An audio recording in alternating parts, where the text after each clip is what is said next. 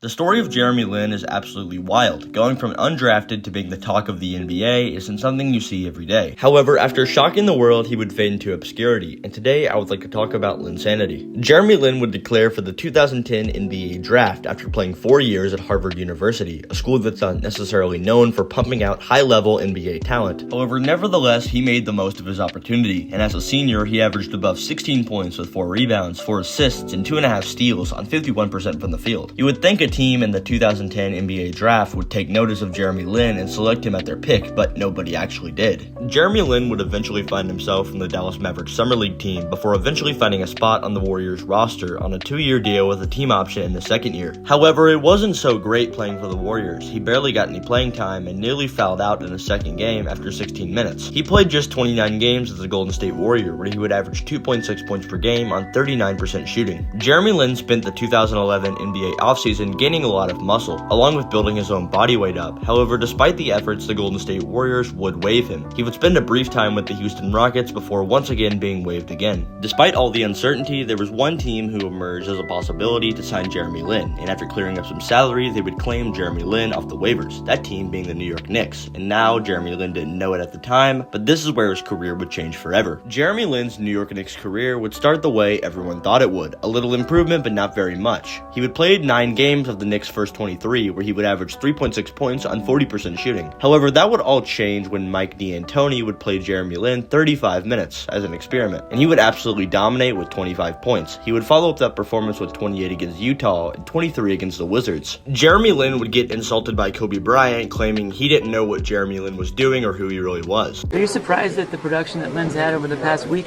I don't even know what he's done. I have no idea what you guys are talking about. And then Jeremy Lin would proceed to embarrass him on national television to the tune of 38 points and 7 assists. 2 games later, on February 14th, he would drop 27 points, including the game winner on the Toronto Raptors. And led by Jeremy Lin, the New York Knicks would proceed to go 2-1 in the next 3 games, against Sacramento, New Orleans, and Dallas, before heading to play the New Jersey Nets when he would score 21 points. Little did anyone know this would be the last time Jeremy Lin would consistently score over 20 points. 2 games later, he would be locked up against the Miami Heat, and unfortunately, Linsanity would come to an end before the 2012 playoffs. Jeremy Lin would tear his meniscus, and the New York Knicks would most definitely not be able to play him in the playoffs. The Jeremy Lin-less New York Knicks would end up going to play against the Miami Heat in the 2012 playoffs, where they would lose in 5 games. Jeremy Lin would head into the 2012 NBA offseason as a restricted free agent. He would get an offer from the Houston Rockets, his former team, and the contract was for $28.8 million over 4 years with a team option in year 4. However, in a move that made absolutely no sense, the New York Knicks would refuse to match the contract, allowing Jeremy Lin to freely walk to the Houston Rockets. Questions immediately started to arise if Carmelo Anthony may have involved himself in the decision to let Jeremy Lin walk. I mean, it seemed like it could be plausible. If you know of Carmelo Anthony, you know he does not like to share the spotlight, especially someone of Jeremy Lin's level, an undrafted wonder who completely defied expectations. Jeremy Lin has actually came out as recent as October of 2022 to say that he does not believe that Carmelo Anthony had any role in forcing the organization to allow Jeremy Lin to walk to Houston. All I gotta say is that it's possible that Carmelo Anthony didn't, but I think it's more than likely that he did. Moving on. Jeremy Lin would be joining a middle-of-the-pack Rockets team who was hovering around the 40-win mark and had not made the playoffs since 2009. But now they had Jeremy Lin. Finally, Jeremy Lin was the number 1 option, with a team that could possibly build around him.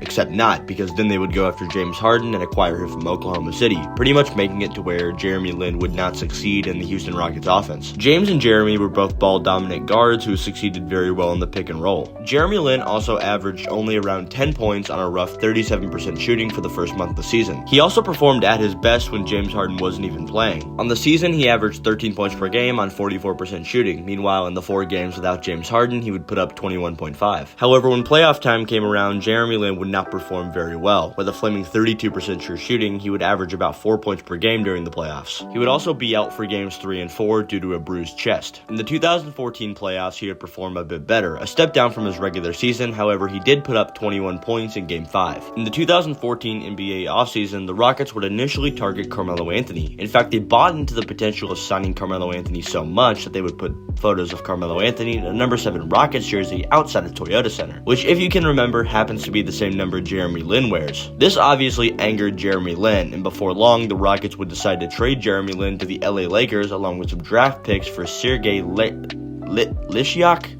I know I said that wrong, I'm sorry. Jeremy Lin would start only 30 of his 74 games in his LA Lakers career. He had played one season with the team, and everybody knew it really wasn't going to work from the jump. He was one of two ball-dominant guards once again, and was never really going to have the ball in his hands. He also did not get along with Kobe. However, he did produce one viral moment that I think is the highlight of that season for the LA Lakers. And Lin will direct traffic. Clippers going crazy, wanted to travel right there on Boozer. Shot clock at 6. Kobe pointing, now setting the screen. Shot clock at 2. Lin has to heave and buries it. After the Los Angeles Lakers, he would sign a 2-year deal worth up to $4.3 million with the Charlotte Hornets. They would make it to the playoffs in year 1, but would lose in round 1 to the Miami Heat. Jeremy Lin would end up declining his player option, going into free agency. He would end up signing a 3-year deal with the Brooklyn Nets. However, he would have an injury-riddled first season, being limited to only 36 games. However, in the season opener of the 2017-2018 season, he would have a season-ending injury after rupturing his patella tendon on his right knee, with his final words on the season being, quote, "I'm done," as he rolled to the ground. He would be traded to the Atlanta Hawks in July of 2018 before being waived in February after 51 games. A couple of days later, he'd be picked up by the Toronto Raptors and win his long-awaited NBA championship ring. The last time he stepped foot on an NBA court was in the final 51 seconds of a Game 4 victory in the 2019 NBA Finals. All I gotta say is, what a way to end an NBA career, beating the team where it all started on the biggest stage in the NBA. Thank you all for watching. I hope you all enjoyed the video. I post a video every Tuesday if you want to subscribe, and with that, I guess I'll see you all in the next video. Have a good rest of your day, night, wherever you are. Goodbye. Well, Steve Kerr was saying the other day that the Raptors are the best passing team they've seen. They moved the ball beautifully, and tonight they hit their shots and will take a 2-1 lead in these NBA Finals. Great shooting, excellent balance, 17 threes as they took advantage of the undermanned Golden State Warriors. We'll let the shot clock run out. Jeremy Lin getting his first taste of the NBA Finals. And so